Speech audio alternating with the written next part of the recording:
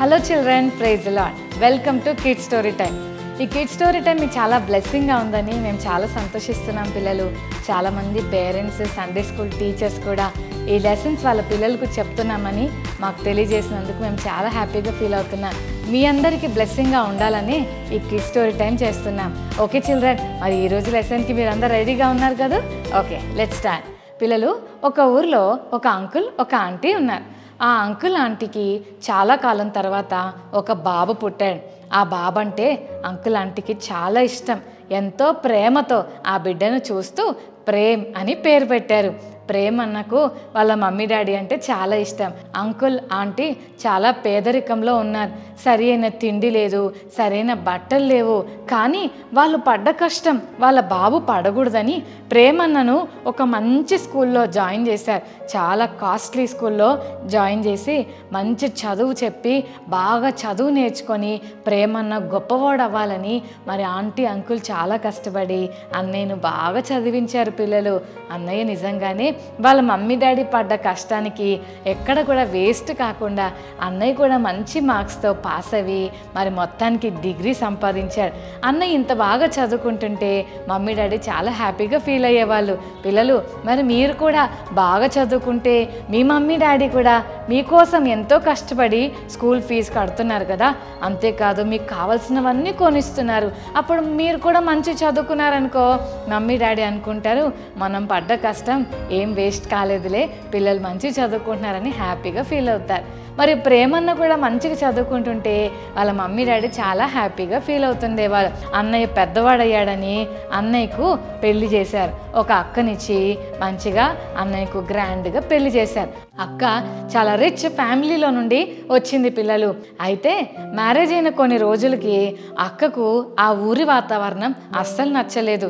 ప్రేమ్, నేను ఇక్కడ ఉండను, మనం ఎక్కడికైనా వెళ్ళిపోదాం, దూరంగా వెళ్ళిపోదాం, నేనైతే ఇక్కడ అస్సలు ఉండనని చెప్పింది. పిల్లలు, అయితే అన్నయ్య కూడా ఆలోచన చేసి అమెరికాలోనో కెనడాలోనో జాబ్ అప్లై చేద్దామని అప్లై చేశాడు. కొన్ని రోజులకి అమెరికాలో జాబ్ వచ్చింది అన్నయ్యకి.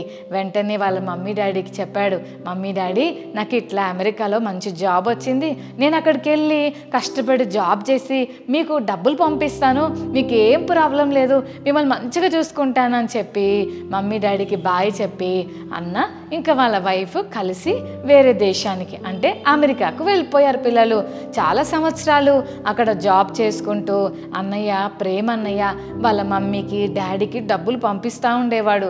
కానీ కొన్ని సంవత్సరాల తర్వాత అన్నయ్య డబ్బులు పంపించడం మానేశాడు. అప్పటి నుండి వాళ్ళ మమ్మీకి డాడీకి చాలా కష్టమవుతుంది. అన్నం తినాలన్నా, మంచి బట్టలు కొనుక్కోవాలన్నా, ఏదన్నా ట్యాబ్లెట్స్ కొనుక్కోవాలన్నా ఉన్న ఒక్క కొడుకు పట్టించుకోకపోయేసరికి ఆంటీకి అంకుల్కి చాలా కష్టమైపోయింది. పిల్లలు, అయితే అన్న ఒకరోజు వాళ్ళ ఇంట్లో ఒక బుక్ చదువుతూ ఉన్నాడు. ఆ బుక్లో ఒక స్టోరీ ఉంది. ఆ స్టోరీలో ఒక అతను వాళ్ళ పేరెంట్స్ని నెగ్లెక్ట్ చేయడం వల్ల ఎంత నష్టపోయాడో తర్వాత తెలుసుకొని వాళ్ళ అమ్మ దగ్గరికి వెళ్ళి క్షమాపణ చెప్పినట్లుగా ఆ బుక్లో అన్నయ్య చదువుతాడు. వెంటనే తనకు హృదయంలో తను చేసిన తప్పు గుర్తొస్తుంది.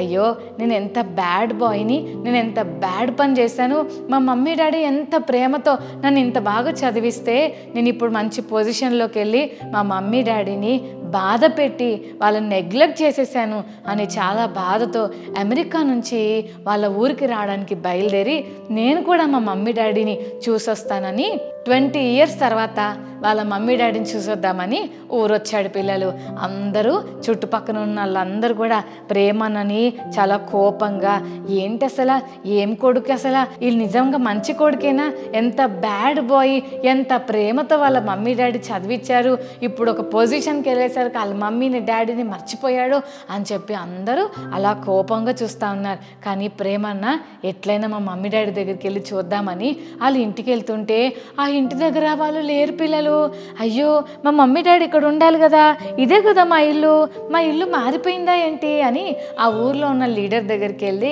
నేను ప్రేమ్నండి, 20 సంవత్సరాల క్రితం ఈ ఊరు నుంచి నేను అమెరికాకి వెళ్ళాను, మా మమ్మీ డాడీ వాళ్ళు ఎక్కడున్నారో తెలుసుకోవాలని అనుకుంటున్నాను, ఎక్కడున్నారో చెప్తారా అని అడిగాడు. పిల్లలు, అప్పుడు ఆ ఊరిలో ఉన్న లీడర్, ఇదిగో అదే మీ మమ్మీ వాళ్ళ ఇల్లు అని చెప్పి పంపించాడు. అన్న మెల్లగా ఆ ఇంటికి వెళ్దామని మెల్లగా వెళ్తున్నాడు పిల్లలు. ఏమాత్రం శబ్దం చేయకుండా మెల్లగా పిల్లిలాగా ఆ ఇంట్లోకి వెళ్ళి అసలు డాడీ ఏం చేస్తున్నాడు, మమ్మీ ఏం చేస్తుందో చూద్దామనేసరికి ఆ ఇంట్లో డాడీ లేడు పిల్లలు.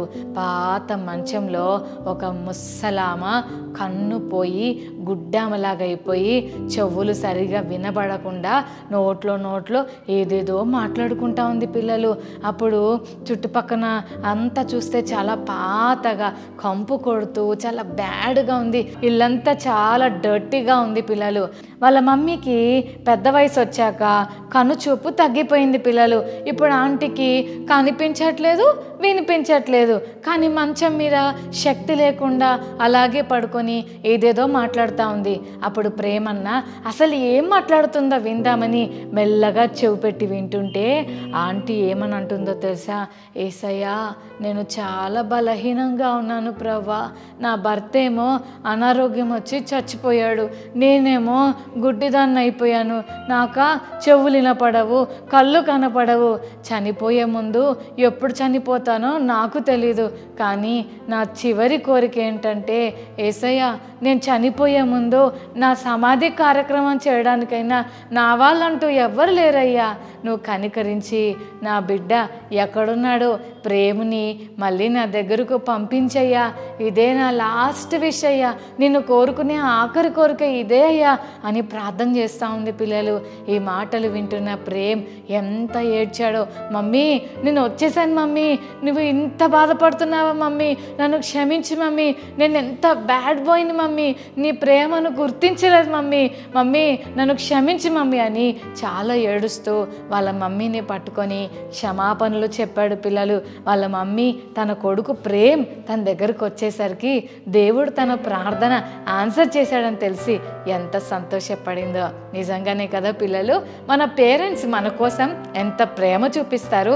అంతేకాదు మమ్మీ డాడీ మన కొరకు ఎంత ప్రార్థన చేస్తున్నారో వాళ్ళని బట్టి మనం ఎప్పుడు దేవునికి థ్యాంక్ఫుల్గా ఉండాలి. మీ పేరెంట్స్ మీ కొరకు ప్రార్థన చేస్తున్న వాళ్ళైతే మీరు చాలా థ్యాంక్ఫుల్గా ఉండాలి. ఎందుకంటే మీ మమ్మీ డాడీ ప్రార్థనే మిమ్మల్ని కాపాడుతుంది. మీ మమ్మీ డాడీ ప్రార్థన మీకు బ్లెస్సింగ్గా ఉంది. అందుకే ఎప్పుడు కూడా అమ్మ నాన్నల్ని నెగ్లెక్ట్ చేయకూడదు. ఓకేనా? బైబిల్ గ్రంథంలో కూడా ఒక సంఘటన ఇప్పుడు నాకు జ్ఞాపకం వస్తుంది, మీకు చెప్తాను, జాగ్రత్తగా వినండి. బైబిల్ గ్రంథంలో మోషే అనే ఒక గొప్ప లీడర్ గురించి మనం చాలాసార్లు విన్నాం కదా. అయితే ఇశ్రాయేల్ ప్రజల్ని ఈజిప్ట్లో నుంచి బయటకు తీసుకొస్తున్నప్పుడు ఒక టైంలో అమాలేకీలు అనే శత్రువులు చాలామంది చేరి ఉంటారు పిల్లలు. అయితే వీళ్ళతోటి ఫైటింగ్ చేయాలి, వీళ్ళతో యుద్ధం చేయాలి. ఎవరు చేస్తారా అని మోషే వెతుకుతా ఉంటే మోషేకు జాషువా కనిపించాడు. Young man, strong and Brave, courageous man. చాలా బలంగా దృఢంగా ఉన్న జాషువాని పిలిచి మోసెస్ అంటాడు, జాషువా, నువ్వు కొంతమంది టీంని రెడీ చేసుకొని వెళ్ళి అమాలేకీలతో యుద్ధం చేయి. నీకెందుకు, నేనున్నాను కదా, నీ కొరకు ప్రార్థన చేస్తానని మోషే జాషువాని పంపించాడు. అప్పటి వరకు జాషువాకి ఏం తెలుసు అంటే ఈజిప్ట్లో ఇటుకలు తయారు చేయడము, పెద్ద పెద్ద పట్టణాలు కట్టడము తెలుసు. కానీ మనుషులతో యుద్ధాలు చేయడము ఇవి ఏమి అలవాటు లేని జాషువా అన్న ఎప్పుడైతే మోషే అంకుల్ చెప్పాడో వెంటనే ఓకే మోషే అంకుల్, తప్పకుండా నేను మీ మాటకు లోబడతానని జాషువా అన్న యుద్ధోపకరణాలు తీసుకొని కొంతమంది టీంని రెడీ చేసుకొని అమాలేకీలతో యుద్ధం చేయడానికి వెళ్తాడు. అన్న ఎప్పుడైతే యుద్ధ భూమిలో నిలబడి యుద్ధం చేయడం స్టార్ట్ చేశాడో వెనక నుండి కొండ మీద మోషే అంకుల్ 2 చేతులెత్తి దేవునికి ప్రార్థన చేస్తున్నాడు. దేవా, జాషువా అక్కడ యుద్ధంలో ఉన్నాడు, జాషువాని కాపాడు, మా టీం అంతటిని కాపాడు, యుద్ధంలో మాకు విజయమీ ప్రభా అని మోషే ప్రార్థన చేస్తూ ఉన్నాడు. మీకు ఒక అద్భుతం చెప్పమంటారా పిల్లలు? మోషే అంకుల్ చేతులు ఎత్తినప్పుడు జాషువా అన్నకి కింద విజయం వచ్చింది. అంతసేపు చెయ్యి అలాగే పెడితే చేతులు నొప్పి వస్తాయి కదా, అందుకని మోషే అంకుల్ అబ్బా అని దింపుతుంటే ఓడిపోతున్నారు, చేతులు ఎత్తుతుంటే విజయం వస్తుంది. ఎంత గ్రేట్ కదా.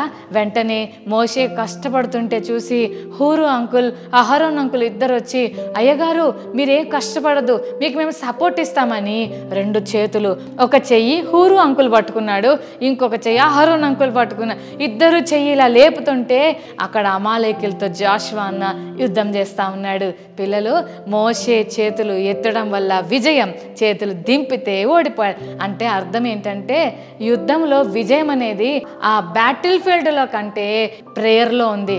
ప్రార్థన బాగా జరిగితే యుద్ధం బాగా జరుగుతుంది. ప్రార్థన తగ్గిపోతే యుద్ధంలో కూడా ఓడిపోతూ ఉన్నారు. పిల్లలు, అంటే నీ లైఫ్లో నువ్వు గొప్ప వ్యక్తి అవ్వాలంటే, నీకు ఏ విషయంలోనైనా సక్సెస్ కావాలంటే నీ కొరకు ప్రార్థించే వాళ్ళు నీకు చాలా అవసరం. జాషువా అన్నకు మోషే అంకుల్ ఎంత బ్లెస్సింగో. ఈరోజు జాషువా అన్న అమాలేకీయుల మీద విజయం పొందుకున్నాడంటే దానికి కారణం ఏంటంటే తన కొరకు ప్రార్థించే మోషే అంకుల్ ఉన్నాడు. పిల్లలు, ఈరోజు మీరు కూడా మంచిగా బ్రతకగలుగుతున్నారంటే, ఇంత హ్యాపీగా ఉన్నారంటే, ఇంత బ్లెస్సింగ్ అనుభవిస్తున్నారంటే ఖచ్చితంగా మీ వెనక ప్రార్థించే మీ పేరెంట్స్ ఉన్నారు. మరి ఎప్పుడైనా మమ్మీ డాడీ నా కొరకు ప్రేయర్ చేస్తున్నందుకు చాలా థ్యాంక్స్ అని ఎప్పుడైనా చెప్పారా? కనుక ఈరోజు మన కొరకు ప్రార్థించే పేరెంట్స్ని బట్టి మనం ఎప్పుడూ థ్యాంక్ఫుల్గా ఉండాలి. ఎందుకంటే మనకి ఏదైనా విజయం వస్తుందంటే దాని వెనక వారి ప్రార్థనే. ఎంతోమంది వ్యక్తులు బయటికి వెళ్తున్నప్పుడు ఎన్ని రకాల డేంజర్స్ జరుగుతూ ఉన్నాయి, ఎన్ని రకాల సిక్నెస్లు వస్తున్నాయి, ఎన్ని రకాల ప్రాబ్లమ్స్ వస్తున్నాయి. ఇప్పటికీ నువ్వు చాలా సేఫ్గా ఉన్నావంటే ఎవరో నీ కొరకు ప్రార్థన చేస్తున్నారు. వారెవరో కాదు, మీ పాస్టర్ అంకుల్, పాస్టర్ ఆంటీ, మీ సండే స్కూల్ టీచర్స్, అంతేకాదు మీ పేరెంట్స్. కనుక అమ్మ నాన్నల్ని ఎప్పుడు కూడా నిర్లక్ష్య పెట్టొద్దు. వాళ్ళని ప్రేమించాలి, వారిని చూసుకోవాలి, వారి అవసరతలు ఏంటో మనం కూడా వారి పట్ల సహాయం చేయాలి. మమ్మీని ఊరికనే తిట్టొద్దు, డాడీని ఎప్పుడు విసుక్కోవద్దు, చిరాకు పడద్దు. పో మమ్మీ, పో డాడీ అని అనకూడదు. పిల్లలు, మీకు విషయం తెలుసా? మామూలుగా ఒక మనిషి హైయెస్ట్ లెవెల్ 47 యూనిట్స్ మరి పెయిన్ భరించగలరు. కానీ ఒక మదర్ తన బేబీకి బర్త్ ఇచ్చేటప్పుడు 57 యూనిట్స్ పెయిన్ తను బేర్ చేస్తుందంట.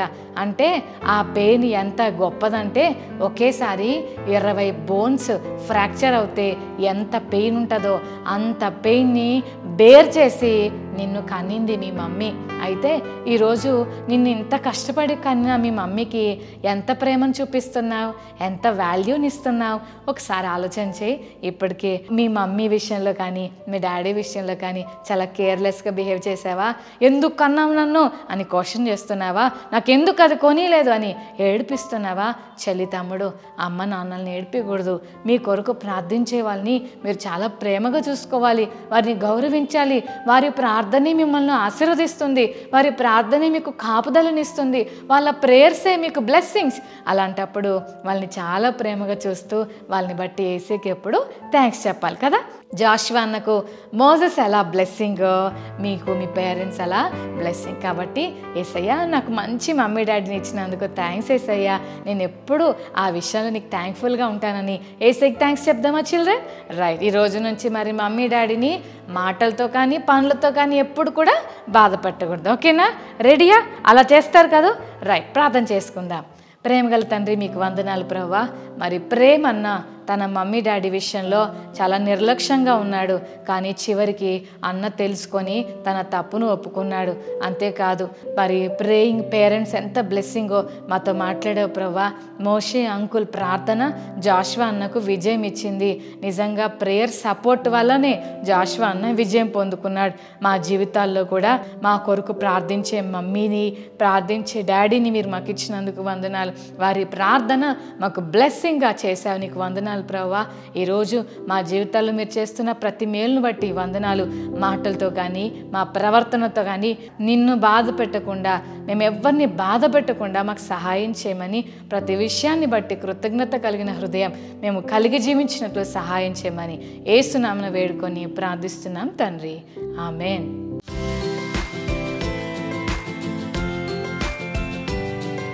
ఓకే చిల్డ్రన్, మరి ఈరోజు మెమరీ వర్స్ నేర్చుకుందామా? 1 Thessalonica 5:17, 1 Thessalonians 5:17. ప్రతి విషయమునందును కృతజ్ఞతాస్తుతులు చెల్లించుడి. మరొకసారి నేర్చుకుందామా? 1 తెస్సలోనిక 5:17. ప్రతి విషయమునందును కృతజ్ఞతాస్తుతులు చెల్లించుడి. Okay children, God bless you. Bye.